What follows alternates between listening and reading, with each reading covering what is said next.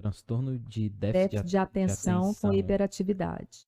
tem uma tendência a Porque tem com hiperatividade e tem um. É sem hiperatividade também, não tem? Tem. Ah, É porque é assim, o transtorno de déficit de atenção com hiperatividade, ele é muito comum, na verdade, ele é mais frequente nos meninos. Quando ele acontece nas meninas, normalmente elas não têm a hiperatividade, elas só têm o déficit de atenção. Então, ele é diagnosticado mais rápido nos meninos, porque o que que incomoda? É aquele menino que não para. É traquina. aquele menino traquina que cai, que machuca, que corta o supercílio, que quebra o braço, que a escola chama toda semana porque ele incomoda os colegas, porque ele não fica dentro de sala de aula, né? Então, Massa. esse é o transtorno de... E aí aquele menino inteligentíssimo, mas ele, pelo fato dele não parar, ele não aprende. E aí ele começa a ter problemas na escola, mas não porque ele tenha déficit de aprendizagem, não, porque ele não para. Como é que ele vai aprender se ele não consegue ficar sentado para escutar o que o professor está falando? Entendi. Aí ele começa a reprovar. E em casa, ele começa a apanhar, né? Pelo menos na minha época, pô, os pais batiam.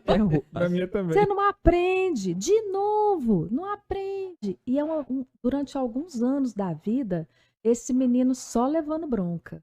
Leva bronca na escola, leva bronca em casa, leva bronca dos tios. Todo mundo fala, mas você não para quieto. Só escutando o que não levanta a autoestima. Só o que abaixa a autoestima. Ele só tá sendo de boa, né? Não para, não. Tipo, esse menino é um capeta. Capeta, esse esse menino é burro, não passa. Isso, é. Né? Aí ele cresce achando que ele realmente é burro, porque ninguém validou ele a vida inteira. Chega na adolescência, que é uma fase de vulnerabilidade, que normalmente a gente fica mais impulsivo, e a gente sabe que as drogas estão aí de bandeja para eles. Ah, não vai pensar duas vezes, porque ele tem o que precisa, ele tem a impulsividade e ele tem a baixa autoestima. E aí, quando ele fuma o primeiro cigarro de maconha, ele fala assim, achei, é aqui.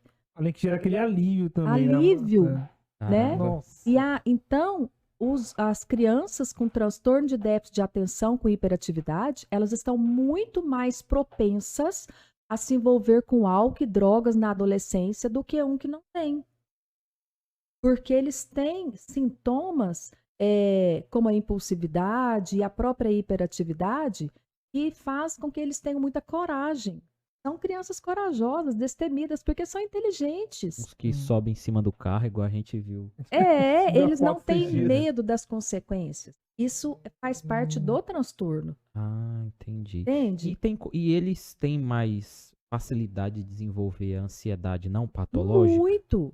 Não, a deles é a A patológica. deles já é a patológica, né? É. Ah, tá, entendi. É a patológica. E aí eles podem ficar mais irritados, mais nervosos, mais difíceis em casa, aí começam os problemas, os conflitos, né? Se associar à droga, então, pronto. Alcoolismo também. Alcoolismo. As meninas, elas normalmente sofrem demais também, só que há um diagnóstico muito mais tardio e talvez no momento em que a depressão está totalmente instalada nessa menina. Acontece demais no consultório. Chega no consultório deprimida. A menina está deprimida. Depressão grave.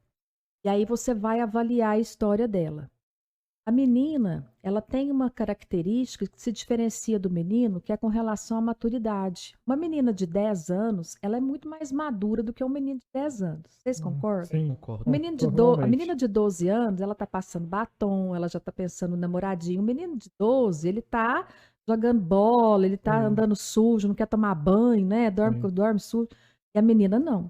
Então, esse senso de responsabilidade que a menina que tem déficit de atenção ela faz um esforço, gente, tremendo para a nota dela não cair.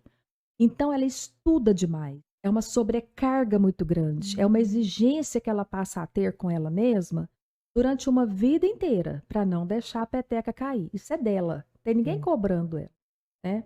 E aí, só que cansa, né? Sobrecarga cansa. Chega, às vezes, na adolescência, que é mais uma vez a fase de vulnerabilidade, a menina está esgotada. Ou chega no vestibular, que a demanda aumenta demais, chega no cursinho, aquela enxurrada de conteúdos, e ela não dá conta, sabe? Foi uma menina que teve sempre notas boas, mas custa de muito estudo, e aí chega numa prova de vestibular, ela não consegue. E ela se vê muito frustrada, ela se vê, sabe, derrotada. Então vem o sentimento de incapacidade, de um sentimento de invalidez muito grande, e aí gera depressão. A gente fica assim como pequenos sinais, sintomas ali, a gente vai ignorando e vai desencadeando mais E e mais hoje, coisas, o né? transtorno de déficit de atenção, gente, ele é muito mais comum do que vocês imaginam. Sabe? A Ritalina tinha que ser muito mais usada do que o que ela é no mercado. E a Ritalina é um excelente medicamento, ajuda muita gente. Inclusive, eu vi uma discussão, doutora, era até alguns médicos que estavam comentando sobre o uso dela, né? Para pessoas que não têm o Aí TDAH. não pode. Aí ele falou assim, não, o cara falou assim, né? Ele é até um economista, né? Esse não era médico, ele tava com os médicos quando ele era economista. Ele falou assim, eu queria testar, porque há aquela ideia de quem usar vai conseguir aumentar a sua produtividade, né? Então assim, eu tinha que fazer um bocado de coisa naquela tarde. Aí eu fui e tomei, assim, eu fiz as coisas daquela tarde e o que tava atrasado de mês eu consegui fazer tudo naquela tarde. Quando minha esposa chegou, eu tava assim, quase que drogado, tava vidrado, né? Só que no outro dia, pra mim, decaiu assim meu ânimo, minha fome de Tem vida. tristeza. Isso, ele falou. Então, assim, você, pra quem tem TDAH, a tua psiquiatra prescreveu, bacana. Pra quem não tem, não usa a use. medicação. Porque quando eu uso o metilfenidato, que é a Ritalina, naquele menino, naquela menina que tem TDAH, eu tô corrigindo uma alteração neuroquímica. Ele tem alterações de substâncias que estão diminuídas ali. Então, eu chego que está menos para o normal, né? Aquele que não tem nada vai corrigir o quê? Vai passar. Então, o povo que usa para estudar, Errado, tá dando um tiro vai no gerar próprio pé, né? consequências. E ainda que, vamos imaginar, uma pessoa que tenha predisposição para o transtorno bipolar. Nós não sabemos. Está tranquila ainda, está levando a vida normal. Aí ela toma a Ritalina ou toma um Venvance. Aquilo pode ser um gatilho para desencadear o primeiro episódio de mania e psicose daquela pessoa. Nossa. Então é um tiro no pé. É um risco. Né? O Paulo Musi fala isso, né? Ele fala que tomou esse outro, que a senhora falou, Venvance. Ele falou que tomou e assim, no outro dia ele tava destruído. Ele é médico, ele foi tomar para testar, né? Para a gente diagnosticar uma criança, um adolescente, um adulto com um transtorno de déficit de atenção, você já começa a ver os sintomas antes dos 12 anos.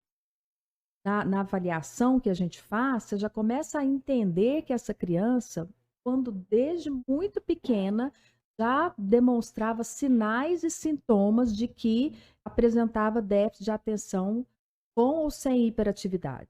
Né? Então, se você está conversando com a pessoa e fala, e aí, você reprovou quantas vezes? Você tem dificuldade para prestar atenção na pessoa, mesmo quando ela está falando diretamente com você? Você esquece muito as coisas? E aí a pessoa, tudo normal. E aí, não, eu só reprovei a primeira vez, eu tinha 15 anos, estava no ensino médio. E aí você não tem critérios, você não tem subsídios anteriores para que você possa medicar essa pessoa, não tem por que medicar. Essa pessoa não tem déficit de atenção. Eu tenho um amigo, doutor, que ele chegou em mim, ele tem TDAH, né? Só que ele é cabeção e não faz tratamento. Ele chegou em mim assim e falou assim, Guilherme, eu sou frustrado porque eu começo um projeto mega empolgado, só que amanhã não dá continuidade. Amanhã eu já quero outra coisa já, e aí já desisti. Porque ele empolga fácil, mas ele desiste nas partes mais fáceis. Ele faz o mais difícil, que é o que liga o hiperfoco dele. Entendeu? Ele falou essa palavra, hiperfoco. Hiperfoco. O que liga o hiperfoco dele, ele fica super animado, ele faz as partes mais difíceis. Detalhe, ele já... E aí depois ele larga as partes mais fáceis.